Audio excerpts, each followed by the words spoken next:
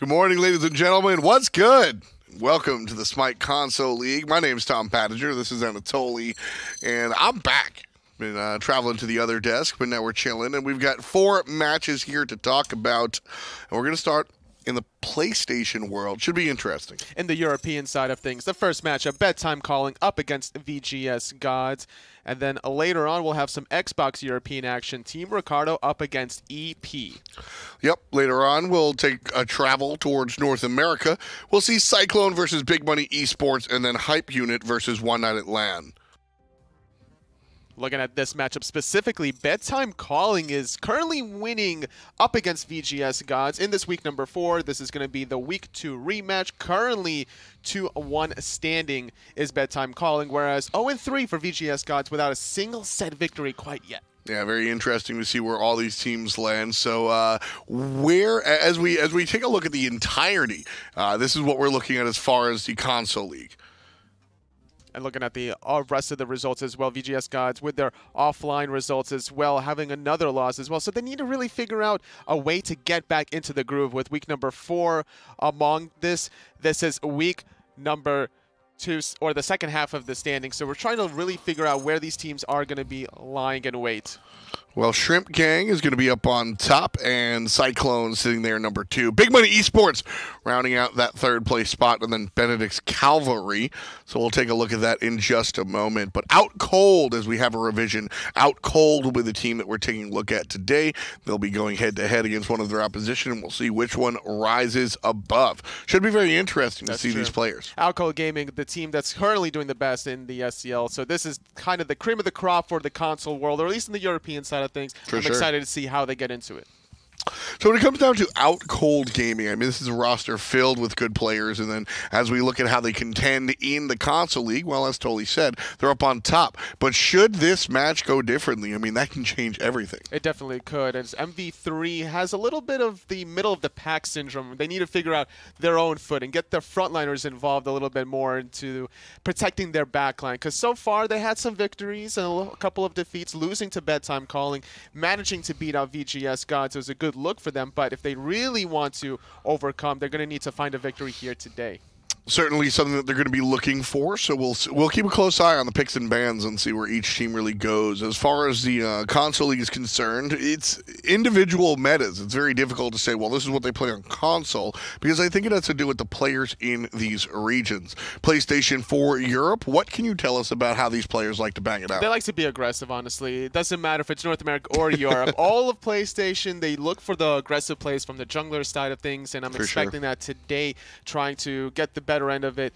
Maybe you might see some Pele action, some dodgies, with all these other bands currently just getting the better end of it all.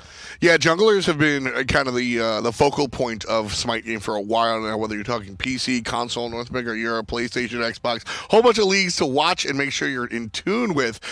But the picks and bans have been relatively similar with respect for the J-roll. So let's get right back into it. P's and B's, pretty please. For the Smite Console League, OCG on the left-hand side, they've got the first pick and the first ban. MB3, of course, will be sitting on the opposite. Naja banned out, one of the strong junglers that we've been talking about, but I test myself on the term jungler there. That's true. It has the flexibility, being able to go into that support position. You want to be aggressive, well, Naja can certainly fit that role, even in the dual lane, trying to look for some purple buff or red buff invades after the fact. And the fact that OutCold Gaming is willing to ban that this early in the draft leads me to believe that they would rather have a very safe dual lane, and they're going to take their aggression in different lanes instead. Naja, almost a 100% ban rate thus far across multiple leagues. His ability to strip protections, find a stun, and then even provide damage himself in the early game is just too much to handle from a support's perspective. So with that in mind, Naja banned out. Terra, one of the stronger mid lane mages. King Arthur, he's King Arthur. And then Bacchus banned out as well, leaving Freya to make it through and be chosen here for OutCold Gaming. Very difficult now to contest this dual lane. I think that you could put any Guardian pairing up with the Freya and you'll have a field day. The only really remaining aggressive support outside of the Bacchus and Naja banned away is maybe the Fenrir that you're looking for, unless there's going to be another warrior support that OutCold Gaming is looking for. Well, I love the Agni in response to the Freya for multiple reasons. One, you get banished and you come down, you can dash away from a lot of damage, likely take the first instance, but you can dash away from it. Two, dots. Freya is untargetable, but not undamageable while she's in her ultimate, so dot-based characters work really well against her. And then, of course, the long-range stuns. Getting close to Freya can be problematic. If you can stun her from a distance, that's what we're looking for. So Agni, the fire guy, it's cool. He's got 2 heads. He's going to be coming through next to Jing. And then OCG on the left-hand side going to pair Freya with Poseidon and hunt Batz. It's funny that you mentioned the whole dashing away after the whoop, but keep in mind, water beats fire. So once that cripple is waiting underneath of the whoop, there's no dash available for this Agni. So I like the counter picks. Jing Wei is very safe. Even if you poke her out, she'll get out of lane. But then the Agni, they counter the Poseidon. Both teams are really figuring each other's strategies out. Hunt Batz does well pretty much in any meta anywhere, but recently has had some changes, so should be a nice look there. Hunt Batz, period, though. Fear no evil. I don't really care what the rest of his kit says. You buy some cooldown, you fear no evil too often, and the enemy is upset. It's just such a great teamfight controlling ability, especially in the console world. You want to try to get as many people in the one ability as you can. There's not too many opportunities to make plays, so this ability specifically goes a long way, even if you're looking for a Guardian pick. OCG panning out 2 more support choices. Yes, I said support. Fenrir still absurdly strong. A lot of what we said about the Naja kind of goes hand in hand with the Fenrir. High damage, still a lot of control, and that's a problem. So ban him. Also the Ares, one of the older Guardians that have always sort of done that. So OCG want to remove a lot of the damage component from their opposition's hand, which leaves the opponent to pick Geb. The opposite of a lot of these aggressive supports. It's a safe mid to late game god where you're trying to protect anyone that is getting targeted by the Freya. The problem is by picking a Geb in the dual lane role, you're conceding any pressure at the beginning of the laning phase. So this Terra and Freya, or maybe even Guan Yu and Freya, is just going to control that lane from the get-go. I like the Guan Yu, the Achilles, the last selection here for Mv3. Rarely do I like execute-based characters into healers, so I think that's a curious choice, but Achilles has been very strong, mainly in the Pro League, as we did have our inaugural day there this Thursday, and man, did he shine. So Achilles strong in his own right, but against the Guan Yu should be a little bit tough. We're going to head off to game number 1, and to that, I say hi to John Finch. Thanks, Tom. It's not just me. I've got Aggro with me as well. Okay. Ryan Aggro Bailey, as we're going to be moving into OutCold up against Mv3 eSports. And the question that's on my mind here, Ryan, is are we going to be seeing some of that SPL start, right? Where the support and the soul leaners are like harassing the junglers at the start. These players had a chance to watch the SPL too. That's a really good point. I didn't even think of that. I don't think we'll see it in this game in particular. I think that it'll take some weeks of practicing and scrimming and getting ready to have that sort of strange start coming at you. Yeah, it's something that we could. What's happening right now? Oh, hope okay. you had a great birthday, man. man. Oh goodness, they're gonna keep coming. Can I get it? Can I get one? Thank you. All right. Yeah, I can't hold anymore. This is hell. I'm a little hungry too, guys. I didn't really have breakfast. Well, yeah, I guess it wasn't my birthday. Oh, hey, okay. Thanks, Mallory. Okay, yeah, I've got even more now. All right, this is gonna keep happening. Thanks, Alvin. There's no more room in my hands. Ah, thanks, man. Sure. So, hang on. Let me get down in this Smite shot here. So, Finch, you can try to hide your birthdays from us. I see what's happening. I really have no more room. But if you guys know anything about Skillshot, it's that we take 2 things very seriously. Birthdays and trolling each other. So now you see the kind of the culmination of that, and what happens. There's no room. When you try to take one of the 2 things that we care about here away from us. What are we at right now? 1, 2, 3, 4, 5, 6, 7, Oh, there's just no way, you guys. This is going to all fall, I promise. Now, I tried to convince him not to get frosting all over your clothes. But then again, this comes back to how we only care about 2 things, and you took one of those things away from us. So this is, wow, they're really loading you up. Goodness There's like gracious. 2 24-packs out there. This is insane. I thought we might hit them with like 5 to 7. But, is this why you guys started early? Is that what's happening right now? Maybe it is. Is this all connected? Maybe it is. I don't know. All right. Oh, Handyman now said we got to that's get enough back trolling. to it. We got to get that to casting. Hey, Nick, if you want to cast this, man. No, I can't hold all these. This is going to be a real barn burner if you want it. Thanks, Coop. Finch, can you bring us into game already? My goodness. Can we go ahead and move into the game? Game 1. We're ready to start. OutCold versus Mavericks. Beautiful. I don't know where to go with these cupcakes. They're just in my hands. Here, I'll get the trash can for you. and you're gonna have to dump them. That's the only option. That's the only way for us That's to the make only. it. Oh no! They're One falling. cupcake down. One has fallen already. Here you go, Finch. Dump them in the trash. All right, here we go. My boss, Hindu Man. Oh, they're taking more pictures. I can't. They want to save them. Oh, right, they saved them. Smart. All right, that's okay. They're largely saved, I think. largely I'm covered in icing now. Wow, that shirt is gonna need some dry cleaning. Yeah. All right. We're in game 1. Thank you, Tom. Yeah, Tom. Thanks, man. 1 cupcake for Finch. Thank you. Appreciate it, everybody. It was, of course, my birthday over the weekend. So that's what this is all about. You turned 19, right? That's exactly it. 26. 26. Wow, you're old. And I was immediately worse at Smite. I could tell. I'm getting too old. You just like you immediately don't beads in Athena taunt, and you're like, my God, it's there was nothing I could have done. My old age prevented me. Right, the reaction time. Yeah, there's nothing you can do. As someone who is 27, I can tell you that it doesn't get any better next year. It's only going downhill. The thing is, I've gotten used to all the Athenas at my level, dashing, then using shield wall, because they have using to. Taunt. Right. Your second ability isn't unlocked until you use your whole kit elsewhere. That's exactly right. That's how it works. Well, so we didn't see the start that you were worried about, Finch. Exactly. But we did see some early pressure here in the solo lane as Lokiberto is in some serious trouble up against FataliTyxFire. Hitting level 2 off that first wave is really critical. You have to kind of hug that jungle side to get experience from the blue buff and make sure you get all 6 minions from the minion wave if you want to be hitting level 2, and looks like FataliTyxFire did that just a little bit better.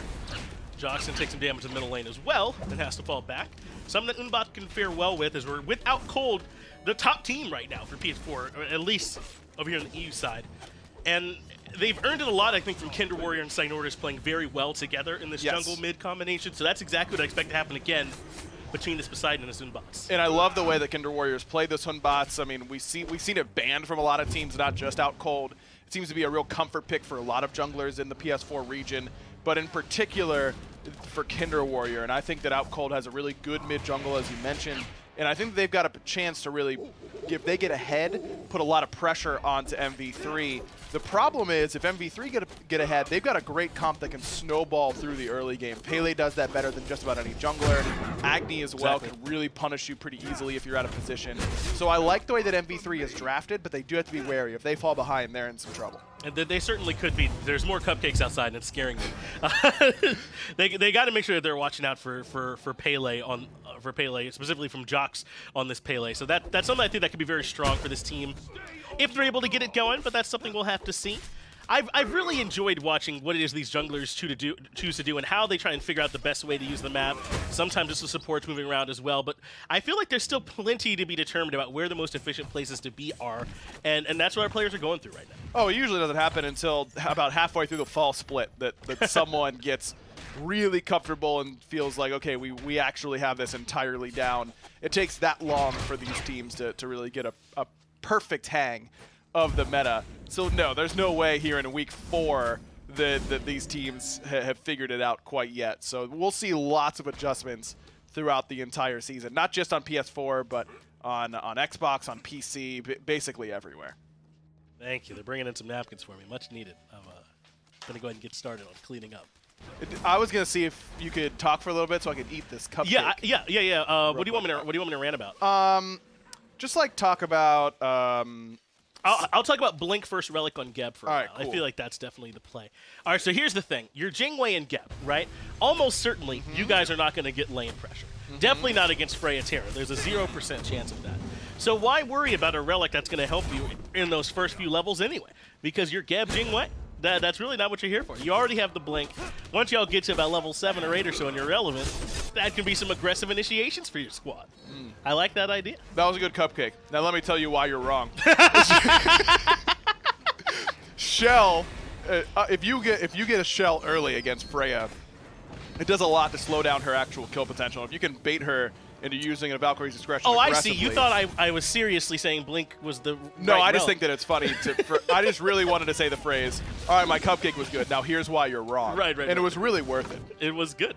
But so now I had to commit to that. I think Blink is fine. I do think that Shell is an absolute necessity for Jose Rito once he hits level 12, especially upgraded Shell. It's great against Freya. Not as good as it once was when all the damage on her one was front-loaded in one burst, but it's still going to really cut down a lot of her burst damage.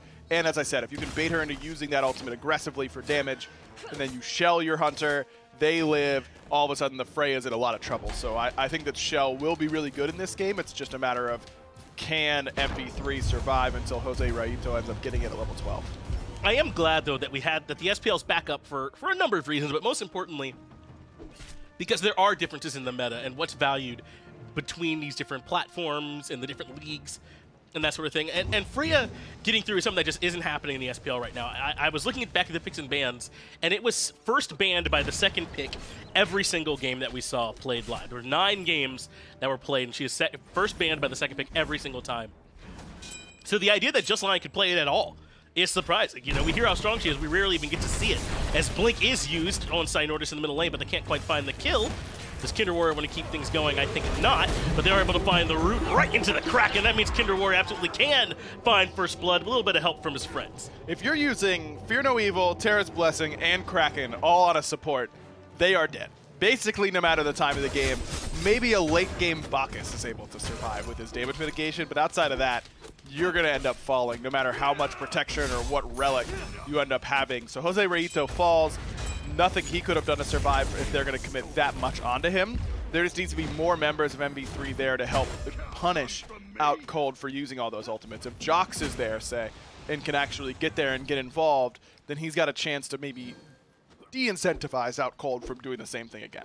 Well, the problem is that they didn't get the initial pick on a Cynortas, right? Yes. That's where the trade would have happened, or even maybe he wouldn't have died because he wouldn't have gotten Kraken. So they just weren't quite able to clean it up. I think he was fast enough on his beads to be able to make it back out after the Blink Shockwave Cataclysm. And then, when, like you said, a Geb that's committed everything at that point is a sitting duck, especially if they're willing to drop everything, as I think they were right to do. Beast, this is having bold. That one-on-one up against Just Lion, and Just Lion's starting to win it, but a couple good autos from Beast sends it back his direction. Both ultimates traded, and Just Lion's in a lot of trouble, but he actually gets out of there, at least momentarily. No blink for Jose Raito either. He's close enough to force the beads. Stop the rollout just in time to make sure he didn't actually push Just Lion further away. But now Jose Raito and Jox are pushed forward, and there's plenty of blue jerseys nearby. Right into the Volcanic Lightning, gets him away from the Kraken. That's perfect. Jox takes no damage and still has those cone autos, but he's not getting off very much damage either. So everyone ends up using ultimates, but very little damage actually dealt. Swings and misses on both sides. Not just the SPL that just got back, Finch, but Major League Baseball season's just started as well. That's so right. I'm going to try and work some of those references in. Hey, did anyone make like an absurd amount of money recently or anything like that? Like a dumb amount of money? Mike Trout, Bryce Harper, right. Manny Machado. That's a lot of money. Yeah, they all made pretty good money. Andrew McCutcheon got a pretty decent deal from the Phillies as well. Generational wealth is what I call it. That's how much money it is. Yeah. Yeah, I mean, they signed like 20 years of their life away. So for that, yeah, I would do that. Just Lion in some trouble. Remember, there's no ultimate available. That was just forced out. Jox able to find a very easy kill. And I wanted to ask you about that 1v1 between OhMyJhox Best and Just Lion that we saw happen earlier that set up this kill. I don't know if I would take that if I'm the Jing Wei this early, but it absolutely worked out for him, mostly because Lion missed a couple autos, but it set up this pick too. Yeah, that was, I agree with you on paper. You're taking Just Lion in that spot because he's Freya, #1, and number 2, he had Bancroft's Talon, whereas Beast just had his boots and was working towards Curse Gauntlets. That is absolutely a win for Freya on paper, but that's the beauty of Smite. It's not played on paper. You have to actually get out there and hit your autos, and Beast was just doing a better job of hitting his autos in comparison to Just Lion, so he ends up taking an ult trade, and an ult trade against a Freya, especially when she doesn't have boots and you do. This Jing Wei has so much more survivability than a Freya with no boots and no ultimate. So that was a win by Beast, and as long as he doesn't die in that spot, trading ultimates is exactly what you want to do as the Jing Wei. Yep. So good recognition that the fact that he doesn't keep going in after the fact to really bait his team and put them in a bad spot also shows a good amount of discipline. And then Jose Raito completing the play by forcing the beads. And now some trouble for mrsacx as he takes a ton of damage over the wall from Daddy Pope. Looks like he didn't have any more bombs, or at least they wouldn't have been in range. Very nearly, though, had that Terra dead to rights. Instead, the team will fall back. But the rest of Maverick want to push in this red buff. They've been fighting over it a couple times, and Jox looping around on the backside. This is perfect timing. Just Lion goes right up into the air, but Kinder Warrior there with the Fear No Evil, and follows in, but a Geb Shield keeps him alive. Now he must retreat. Really nice Geb Shield there by Jose. Great follow by Kinder Warrior, but Jose's shield just a little bit too strong. Red buff invade still going on. Double Cataclysm, bomb onto Kinder Warrior, forces his beads. He's going to be out of there. OhMyJhox goes out the hard way as another Terra's Blessing Kraken combo happens. Man, that's twice that OhMyJhox has made really what I would call good initiations for his team, and they just didn't have enough to complete the kill out. I think Daddy Pope, we saw him use his ultimates on mrsacx earlier, so maybe by that time he just didn't have quite enough off cooldown and they couldn't complete the kill. Even though OhMyJhox did find 2 and control them, now OhMy's best is in trouble. Still has airstrike, and he's able to get on out of there. How to use the beads, though. As soon as you use your dash and then get rooted, it's time to ult, because you know the stun is coming and you can't take all that damage. So I would have rather seen Beast be proactive and understand what the follow-up is going to be after the fact, so that he can hopefully get away without having to use the purification beads. That's the idea, right? If you're going to wait that long and end up using the ultimate anyway, you know, then you really didn't save yourself anything on the back end of it. So far throughout this early game, there's been plenty of skirmishes, particularly around this red buff Orion, but not a ton of kills, only 3 so far. These buff invades have been important. You know, that is a change that's coming up very soon. There's going to be a little bit less XP for those buff invades, but I don't think it'll decrease how often you'll want to do them. The buff invades are certainly still good. Absolutely. I mean, you're still taking away golden experience from the enemy team. You're still gaining golden experience. You're still gaining the buff while taking it away from them. All of those things make it sound like it's worth doing. I think so. I think very likely that'll still be the right way to use your time. A lot of changes likely will be coming once that lands, but some changes might become for mrsacx. He's forced to dash.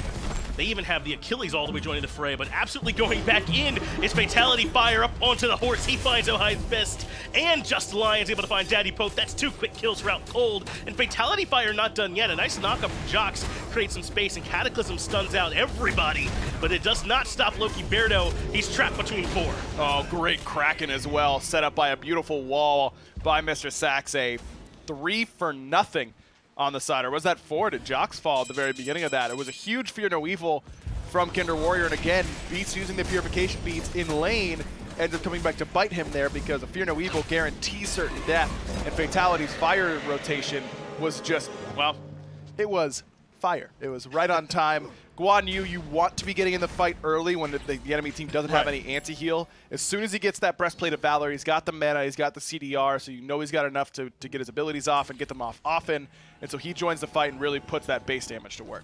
And I was just having this conversation the other day about how good Guan Yu is with my chat. And I love my chat, but they are often wrong. And this is they're a chat, so that's kind of that's like their job. Yeah, it's really why they're there. And I think we just saw exactly why, right? He does so much damage.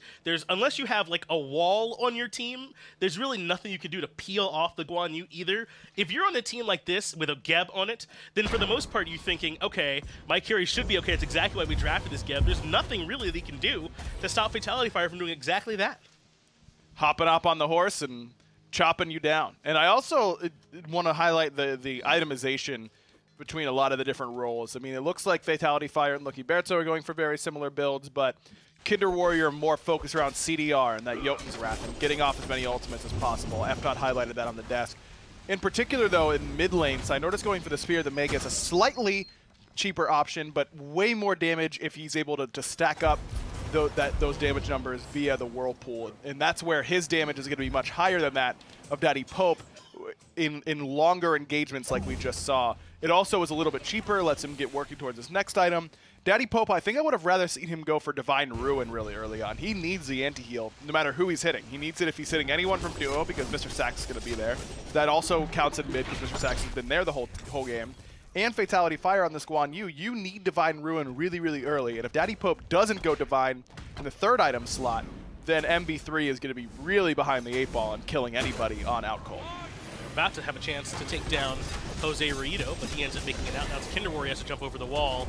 But Earth and Fury comes out. That spells trouble for JhoX, so he'll drop his own ultimate to reposition. Now Lokiberto wants to dance with 4, gets hit by the Kraken.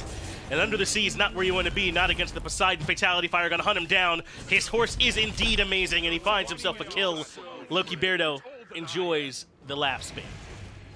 Wrong skin, but good effort, and I'm down with it. You don't think that horse is also amazing? Yeah, but it's not that horse, you know what I mean? Yeah, I think all his horses are amazing, and that skin was the first to point it out, as Maverick do at least secure the Pyromancer, taken down by Daddy Pope, but JhoX is the one who finds Just Lion. OhMy's Beast gets one as well on the back end, and Maverick has suddenly turned this fight into a decent one.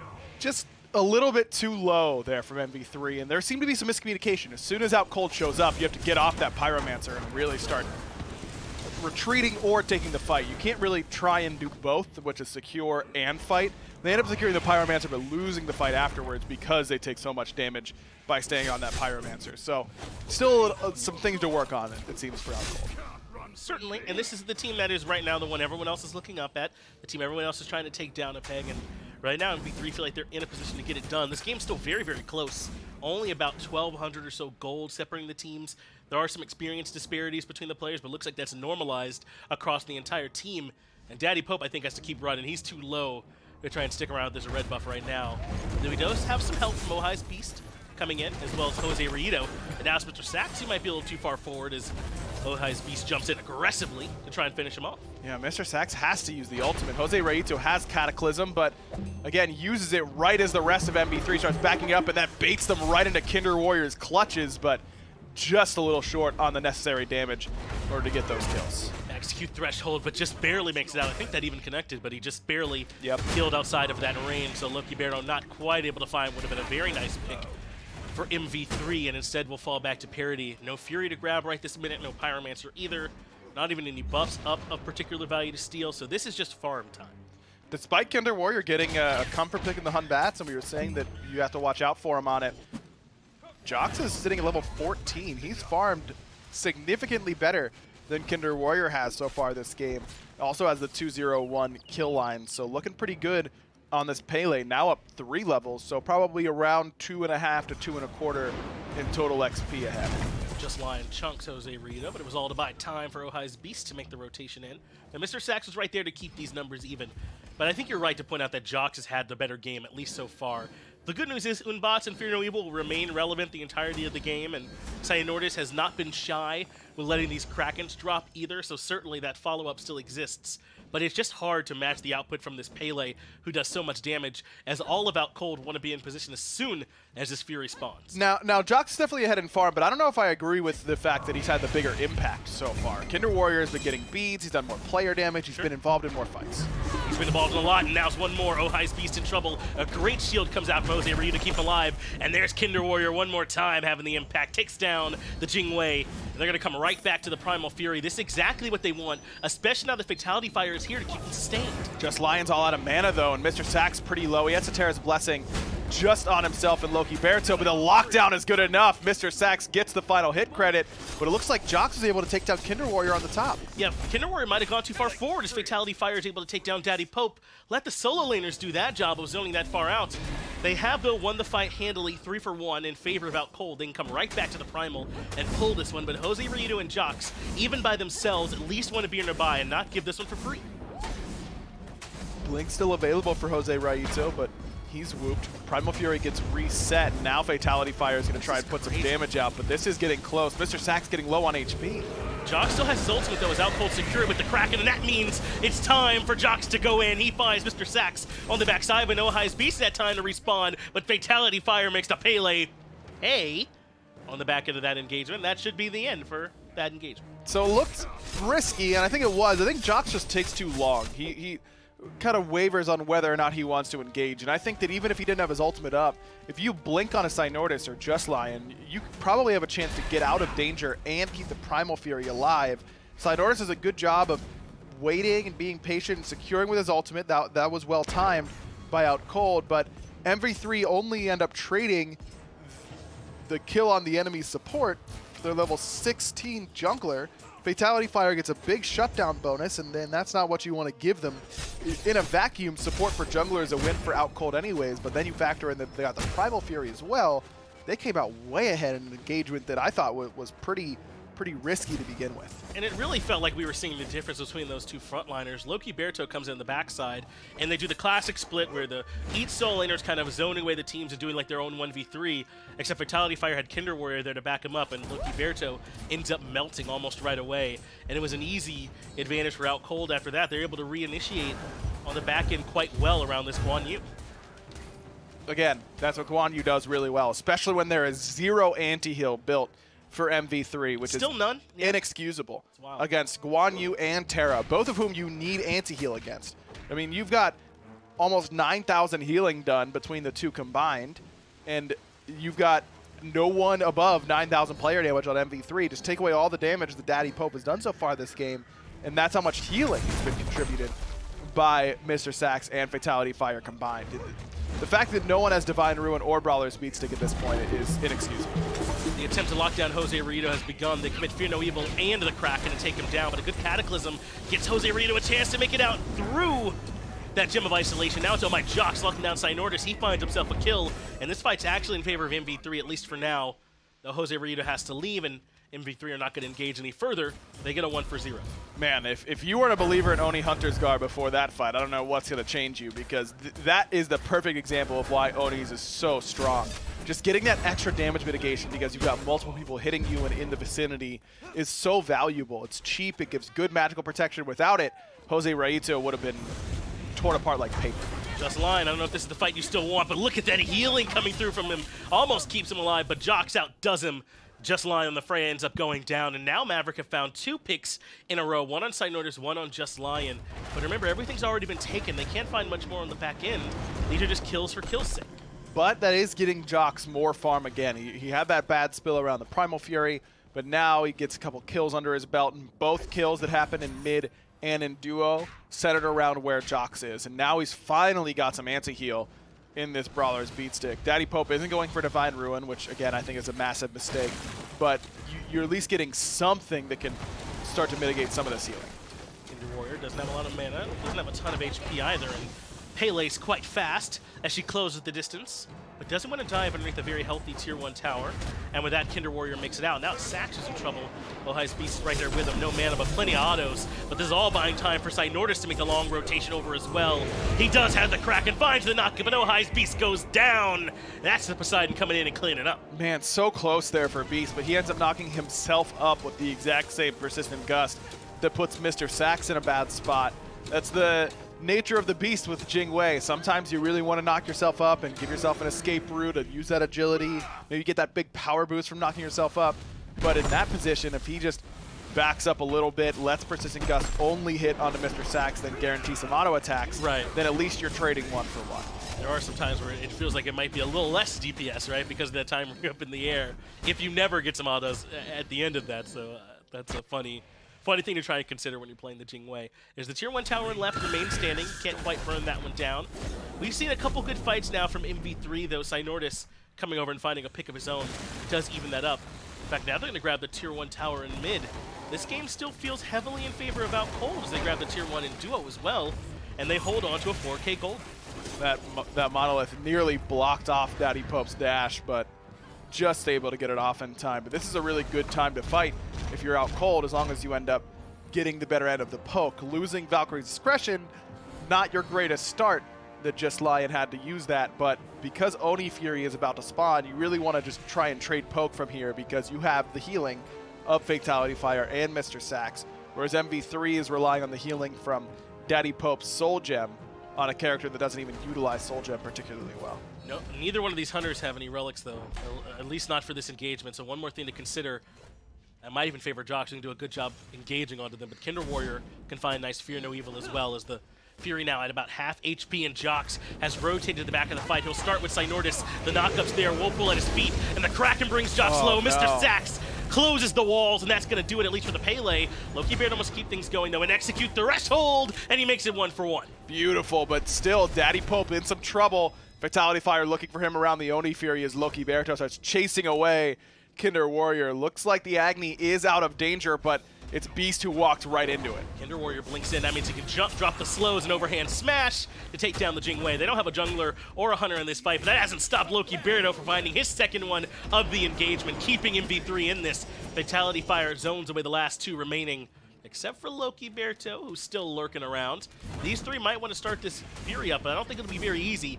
Not if Lokiberto finds his way back in. Cynortas is playing Poseidon, though, and Poseidon has pretty solid objective DPS, and using that Trident is exactly what the plan is. No Kraken for secure this time, though. Won't matter. Loki can't get in range in time. OutCold gets yet another Fury. This one, the Oni Fury, so their next minion waves will be enhanced. That felt like all FataliTyxFire too, to make sure Lokiberto couldn't find a way in. But it's good for him anyway. I don't think you got to feel bad about not contesting the objective, just to keep that game relevant, to find a way to get, I think it was Lion and Kinder in that fight were the two that he was able to clean up the kills on. And it doesn't hurt that Lion had to use his ultimate early, right, before the fight even started. So it was good of him to find those right targets. Definitely Can point to that and say, well, if we don't have to worry about just Lion quite as much because his ultimate is still up, then we can take that fight a little better on OutCold. But overall, I think JHOX's positioning towards the beginning of that fight was really, really good. Comes around this rock that we're by right now, right on top of Cynortas. It was pretty low on mana and gets off a lot of damage, but is just too late with that Volcanic Lightning. You have to use that early because even if you have the CC immunity, you can't really afford to take the damage from the Kraken without getting low enough that you'll fall 1-for-1 right afterwards. You want to use Volcanic Lightning in that spot. I don't think I even would have used anything but Volcanic Lightning. Save my Magma Rush even. Just Volcanic Lightning right on top of Cynortas, use the knock-up, and immediately start going to town because I have to kill him before Kraken can actually do relevant damage to me.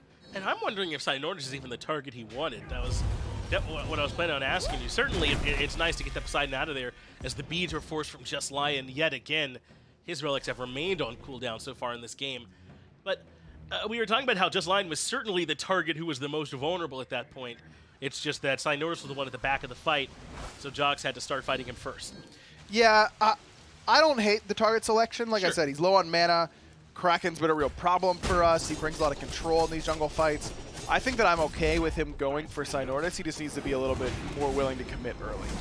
Lokiberto commits to the ultimate to disengage, and that will get him out of there.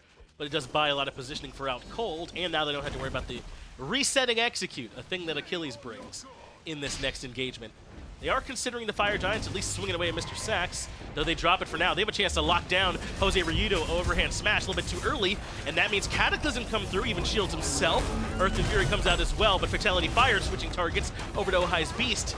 But it's actually mrsacx who's ended up quite low. Green Weevil is good to buy some time, but JHOX weaves his way through. Cynortas so low, JHOX gonna be able to chase him down, and now he turns his attention to Kinder Warrior, but a good Hydra's Lamento will put down JHOX finally. FataliTyxFire all the while has kept everybody else from Mv3 busy all by himself.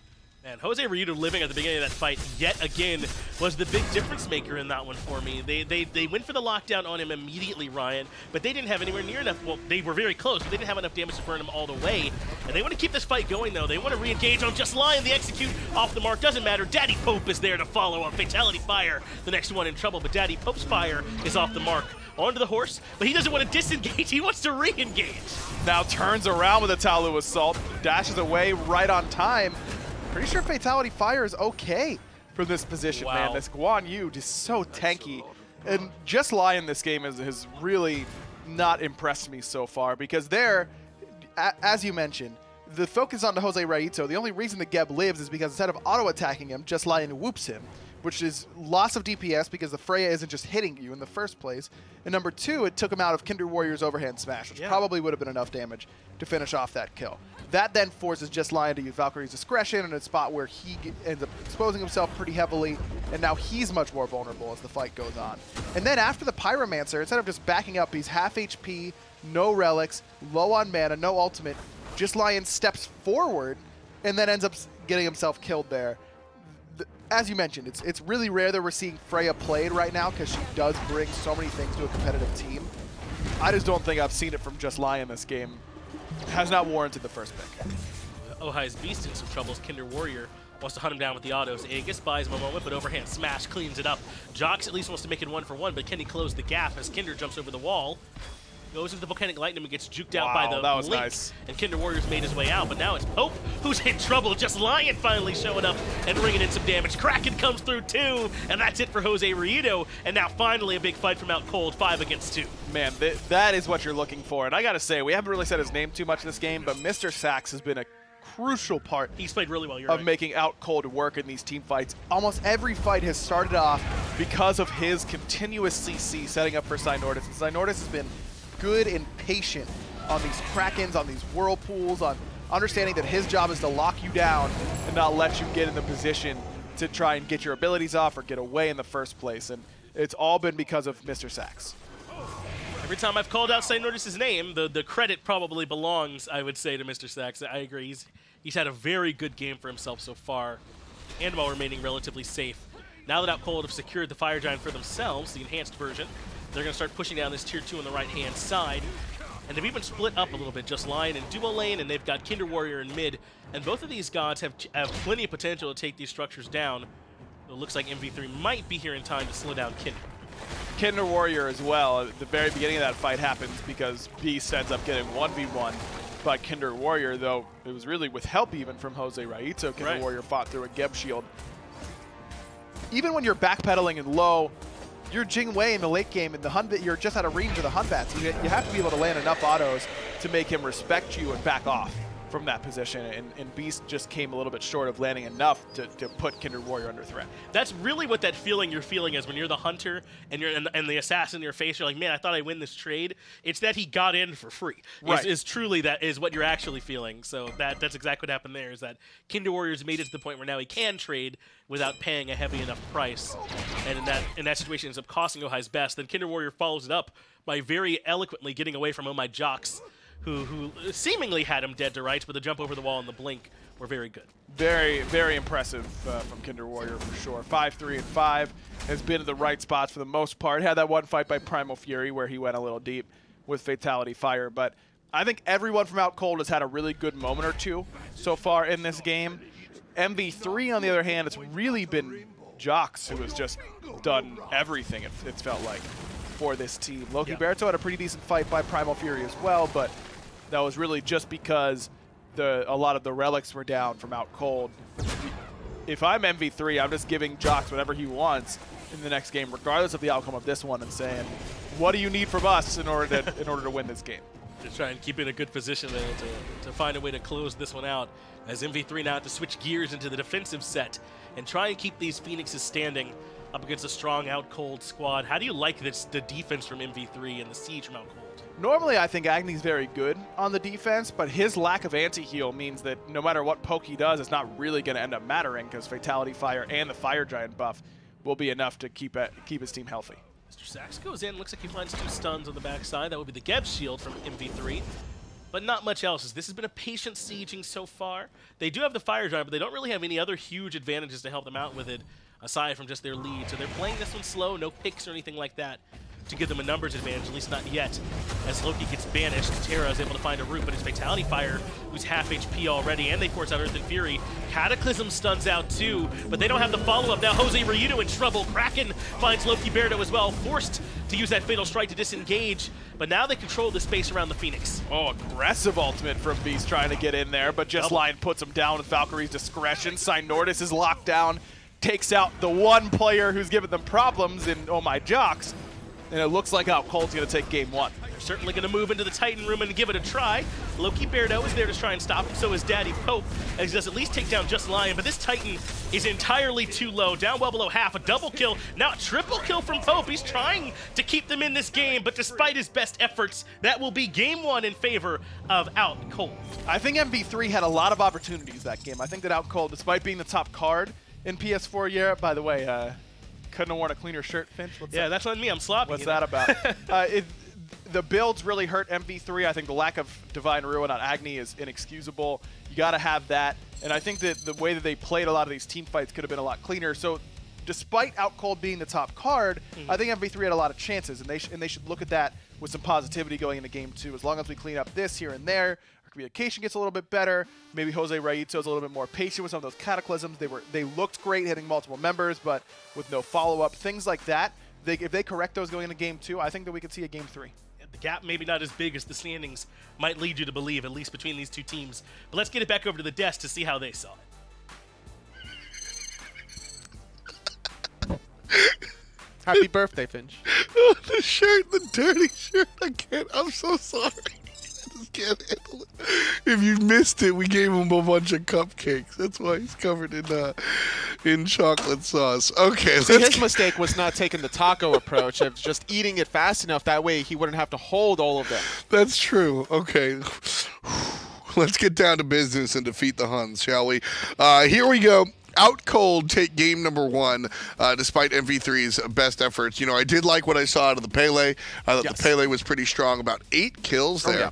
And good old Daddy Pope able to provide some assistance, but just not enough as a team.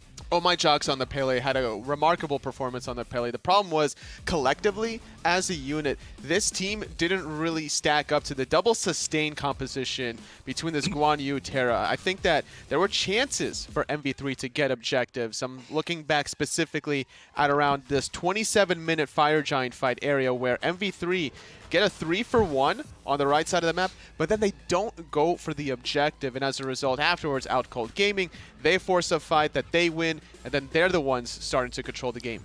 Yeah, big stuff coming out from the Guan Yu. As I said, you know, I don't really trust the execute characters against healers. Terra, I've always looked as sort of a supplementary healer. She provides heals. You can sit in there, and this is the best replay of the entire set. Everybody gives them cupcakes. So we were on the desk, and as we were watching this unfold, I see you run out. I'm like, of course you want to go give him a cupcake. Of course.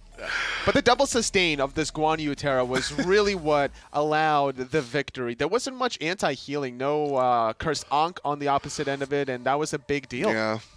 Just look at the healing. Yeah, exactly. Just not enough to really counteract that healing. Look, you can see 6,000, 7,000 from Terra and Guan Yu respectively, and everything just goes up in flames for Mv3 eSports.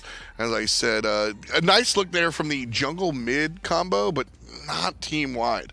Not enough. I think Kindred Warrior on the Batz is what really allowed them to create such a distraction. Mv3 couldn't really find their footing every time they had to deal with this Fear No Evil. Also, the Poseidon was doing a lot of work there from Cynortas. I think that this is a good composition that worked out for them in game number 1. They should definitely keep that in mind heading into game 2.